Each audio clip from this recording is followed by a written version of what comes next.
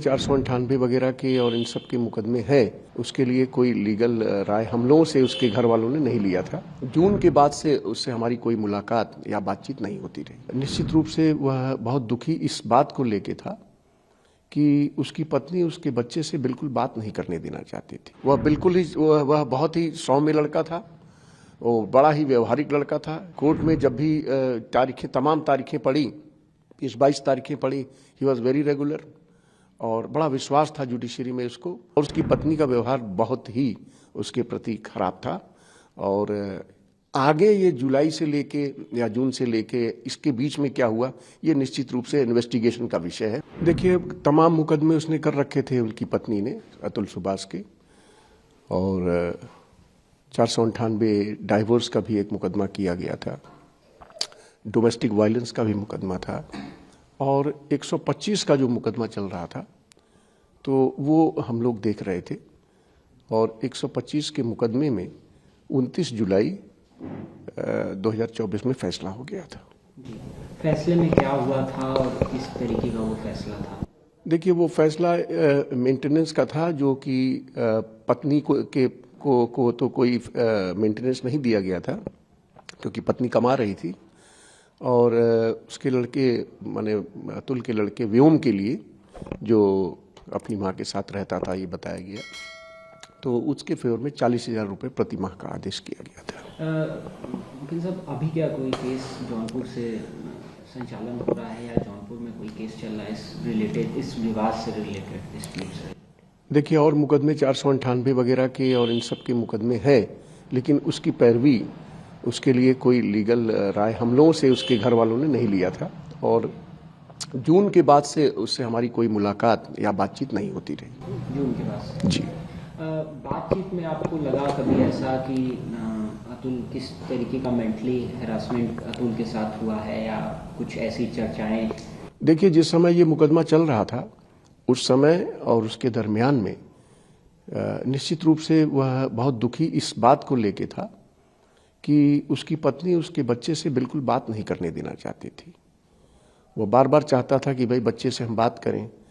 उसकी कोशिश यह भी थी कि अगर दूर पे हैं तो वीडियो कॉलिंग के जरिए मैं अपने बच्चे से बात कर सकूं, लेकिन इन सब चीज़ों के लिए जो है उसकी पत्नी जो है बिल्कुल नहीं चाहती थी कि वो बात करे, और इस बात को लेके वो बहुत दुखी था। वकील साहब, बात की जाए अगर जिस तरीके का FIR सामने पे लॉज है, चाहे बेंगलुरु में भी लॉज है, उसमें क्या सजा है और किस तरीके की सजा हो सकती है और क्या साबित होना है? देखिए, मेरे पास तो अभी FIR नहीं आया है। मैंने 306 का मुकदमा किया है, that is abetment to suicide. तो निश्चित रूप से अगर उसने लिखा है तो ये विवेचना का विषय है। और ये हम लोगों की जो जानकारी में उस समय था, क्योंकि काफ़ी दिन हो गया, जून से लेके अभी मेरे ख्याल से 3 दिन पहले उसने सुसाइड किया है। इसके बीच में हम लोगों से कोई बातचीत या कोई ऐसा उसके टेलीफोनिक बात नहीं हुई है। लेकिन ये है कि वह अपने बच्चे जो जिस समय आता रहा, तो बच्चे से न मिलने के कारण उसके पत्नी के व्यवहार से, उसके घर वालों के व्यवहार से बहुत दुखी था। वकील साहब, अब बड़ा सवाल ये है कि जब परिवार जिनके ऊपर मामला FIR लॉज है, उनकी माँ और उनके भाई, मतलब साले उनके अतुल के, और साथ में और भी लोग जो भी फरार हैं, जी जी, घर पे ताला लटका है, तो अब क्या आप लोगों की तरफ से स्टेप होगा या अब क्या सजा बदलेगा या सजा अब किस तरीके का हो सकता है, अब किस तरीके की धाराएं बढ़ सकती हैं उसमें?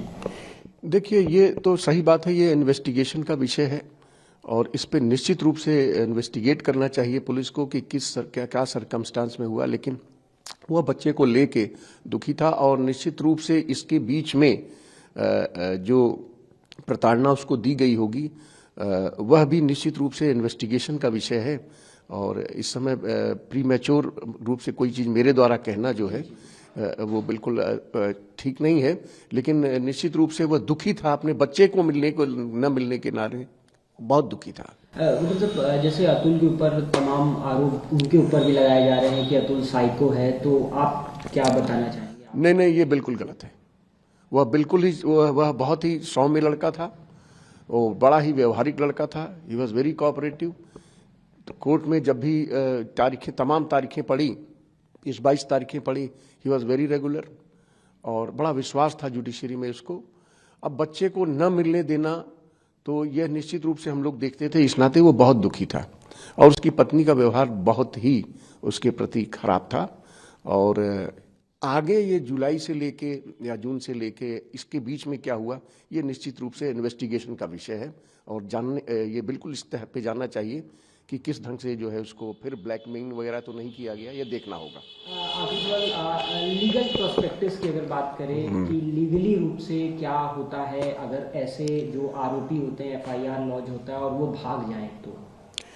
देखिए, ऐसा है कि बीइंग कानून की दृष्टि से अगर आप सवाल पूछते हैं तो कानून की दृष्टि में हर आदमी जिसके ऊपर मुकदमा हो जाता है, चाहे वो गलत हो या सही हो, वो भागने की कोशिश करता है।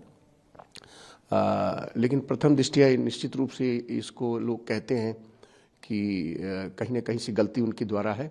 तो प्रताड़ना वाली बात तो सही है कि पत्नी उनकी बहुत प्रताड़ित बच्चे को लेकर करती रही और आगे क्या हुआ है और आगे क्या प्रताड़ना हुई है उसके साथ। जैसे वकील साहब, अगर कोई भाग जाए, कोई क्रिमिनल के ऊपर अगर एफआईआर है, वो साबित नहीं है और अगर वो भाग जाता है तो उसके बाद क्या एक्शंस लिए जाते हैं लीगल रूप से? देखिए, भागना इन इटसेल्फ कोई ये नहीं है कि कोई आदमी, कभी कभी सही आदमी भी पुलिस के डर से भाग जाता है। तो इस पे जो है एक लीगल अगर आप सवाल पूछते हैं तो इससे किसी नतीजे पे नहीं पहुंचा जा सकता है। कभी कभी तमाम वजह होती है आदमी के भाग जाने की, लेकिन ये इन्वेस्टिगेशन करना चाहिए। प्रथम दृष्टया तो गलत लगता है और जो गलती मैंने आपको बताया कि उसकी पत्नी जो है और उसके परिवार के लोग भी बच्चे से नहीं मिलने देते थे, इस बात का बहुत बहुत दुख था उस बच्चे को और बड़ा दुर्भाग्यपूर्ण हुआ ये और बड़ा अनफॉर्चुनेटली हम लोग भी दुखी हैं। Subscribe to Midday India. Get direct notifications on all our videos by clicking on the bell icon.